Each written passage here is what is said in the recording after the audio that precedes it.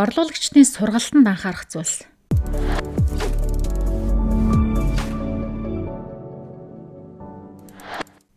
Компаниуд хэнийг хамгийн их сургаж хөгжүүлэхэд анхаардаг вэ гэвэл борлуулалт, үйлчлэгээнд ажиллаж байгаа хүмүүс л байдаг. Борлуулалт үйлчлэгээнийхэндээ сургалт авч хөгжүүлэх боломжгүй компаниуд ч бас бий. Гэхдээ боломж байхгүй юм чи ингээд орхиж өрдөө болохгүй. Орхиж болохгүй гэдгээ мэдсэн компаниуд бодит амьдрал дээр ажлаа сайн мэддэг дотоод ажилтнуудын нөөц бололцоог ашиглаж олон тооны сургалтууд хийдэг. Энэ бол маш сайн бөгөөд хамгийн үр дүнтэй арга юм.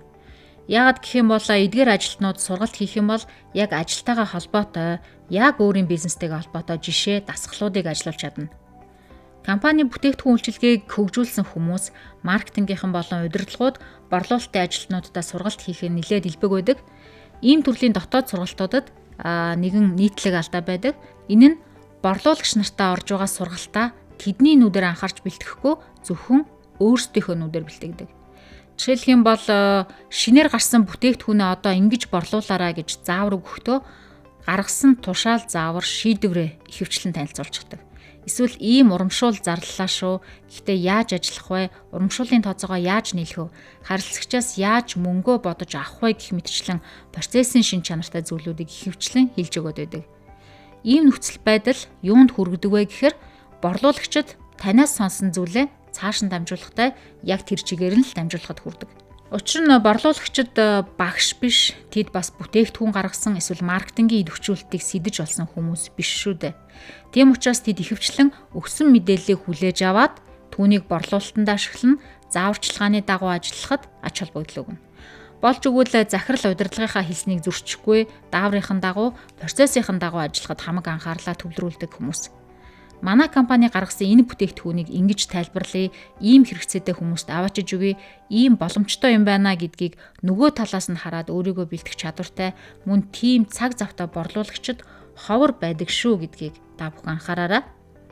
Тиймээс борлуулагчдаа зориулан хийж байгаа сургалтыг компанийнхаа харилцагчид хийж байгаа сургалт гэж бодох хэрэгтэй. Таны өмнө харилцагч сууж байгаа гэж бодож материалаа бэлтгэрэй. Манай компани сая гүйцэтгэх захирлын тэддүгээр тушаалаар ийм урамшуул зарлалаа. Эсвэл ийм бүтээгдэхүүнийг ийм ашиг олох гэж хийлээ.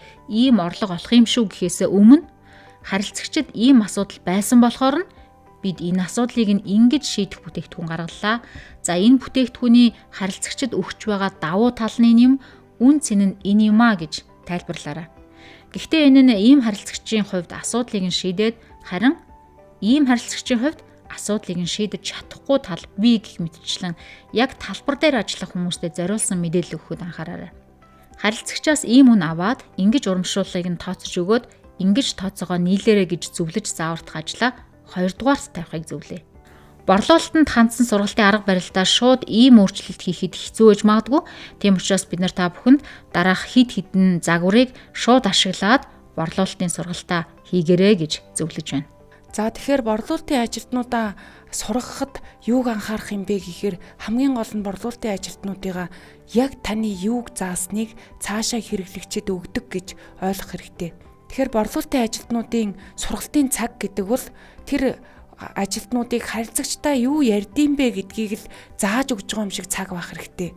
За тэгэхээр юуг анхаарах ёстой юм бэ гэхээр борлуулалтын ажилтнанд ямарваа нэгэн бүтээгдэхүүн үйлчилгээ борлуулалтын аян компанид ажлын талаар сургалт хийхдээ харилцагч яаж хүлээж авах вэ гэдгийг л заа. Жишээлбэл энэ Кано загвар гээд энэ харилцагчид өгөх үн цэний загварыг харуулсан энэ модель юм. Тэгэхээр нэг тийшгээ болохоор сэтгэл ханамжийн төвшин, нөгөө тийшгээ болохоор одоо тухайн сэтгэл ханамжийг өгөхийн тулд ямар орлого гаргах вэ гэдэг төвшин илэрхийлж идэг. Тэгэхээр энийг бүтээгдэхүүн үйлчилгээ гаргаж байгаа эсвэл маркетингийн идэвхжүүл сурчлагаа явуулж байгаа хүмүүс энийг дагуу бодож гаргадаг. Тэгчээд харин гол нь борлуулалтынхантаа заахтаа болохоор одоо ийм үнэтэй, ийм нөхцөлтэй, ийм шүү ингэж зараараа гэж заачдаг. Тэгэхээр яг энийгээ тайлбарлаад өгөх юм бол борлуулалтын ажилтнууд харилцагчтай очиод яг энийг чинь ярьчихна. Жишээлбэл бид нар энэ харилцагчийг сэтгэл ханамжтай болгох зүйл нь яг энэ юм. Одоогоор энэ харилцагч нарт тулгарч байгаа асуудал нь ийм учраас бид нар энийг ингэж шийдэж байгаа. Харилцагч нар ийм хүсэж байгаа учраас бид нар бүтээгдэхүүндээ ийм онцлог шингээсэн. Эсвэл харьцагч нар ийм юмд дуртай байдаг учраас бид нар энэ урамшууллаа ингэж зарлж байгаа. Энэ манай бүтээгдэхүүн үйлчилгээний энэ нөхцөл, энэ боломжит харьцагч нар тийм таата сайхан хандахгүй байх. Яагаад гэвэл энэ Кано загвар дээр энэ шулуун шугамын дагуу байгаа зүйл бол байдаг л нэг зүйл. Харин энэ шулуун шугамаас дээш тавьсан энэ асуудлууд маань харьцагчийг баярлуулах зүйл. Яагаад гэвэл одоохондоо бусад өрсөлдөгч нар болохоор ийм үйлчилгээ гаргаагүй байгаа. Эсвэл одоо харьцагчийн авж байгаа үнээс нь хямдхан болж ирж байгаа учраас тэд нар илүү таашааж хүлээж авна. Харин бид нар ийм алдаа гаргах юм бол харилцагч нар уурлана. Жишээлбэл бид нар бүтээгдэхүүнээ түгээж хүргэж байхдаа хэрвээ 24 цаг дотроо хүргэж чадахгүй бол харилцагч нар бид нарыг хүлээн зөвшөөрч чадахгүй. Их хэмжээгээр уурлнаа гэх мэтчлэн Кано загварын энэ хөндлөн шугамнаас доошхот нь болохоор харилцагч сэтгэл ханамжгүй болох зүйлсийг нь бичдэг. Харилцагч энүүнд бол дургүй байна гэдгийг бичдэг. Тэгэхээр энэ дургүй байх зүйлийн ч гэсэн борлуулалтынхантаа сайн хилээд өгчих юм бол борлуулалтын чинь адгалж харьцагч нар руугаа явахдаа яг юу нь болохгүй байгаа билээ гэдгээ мэдж байгаа учраас өөрийнхөө сул талыг мэдээд очино.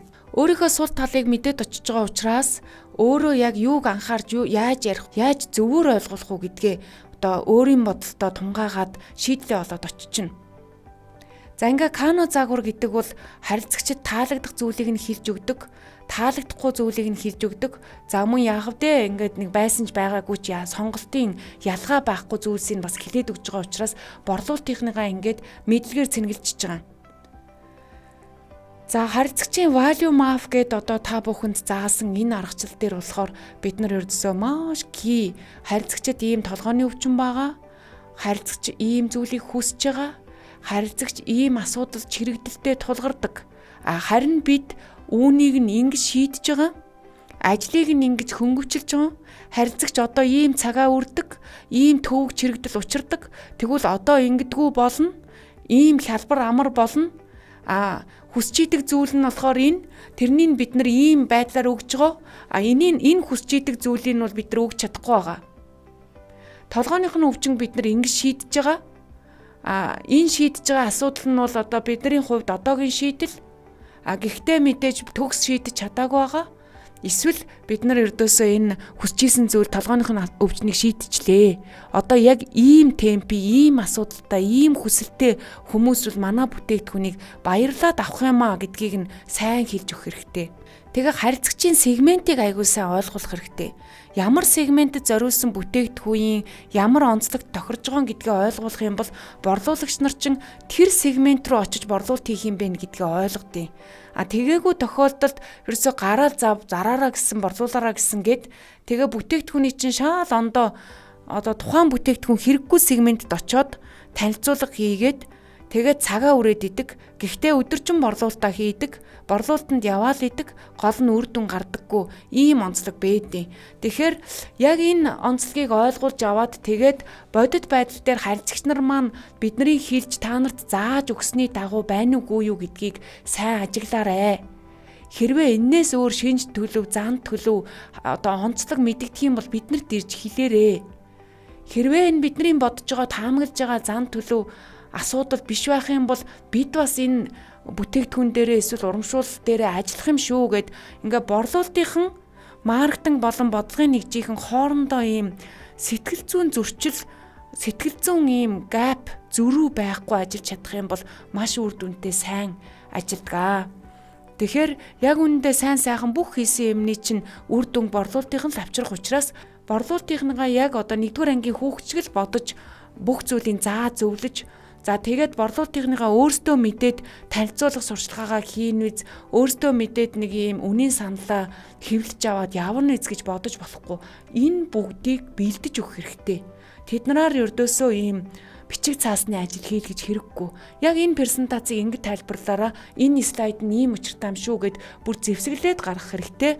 Зэвсэглэх байтугай яг яаж танилцуулга хийж, яаж сурчилж байгааг нь туршилтын тоглоом хүртэл тоглож жагаад за чи зөв ярьж гин гэд ингээд инээж өгөрж байгаа дасгалжуулт хийгээд хүмүүсээ ингээд айрмаа замд дайнд гаргачих болно.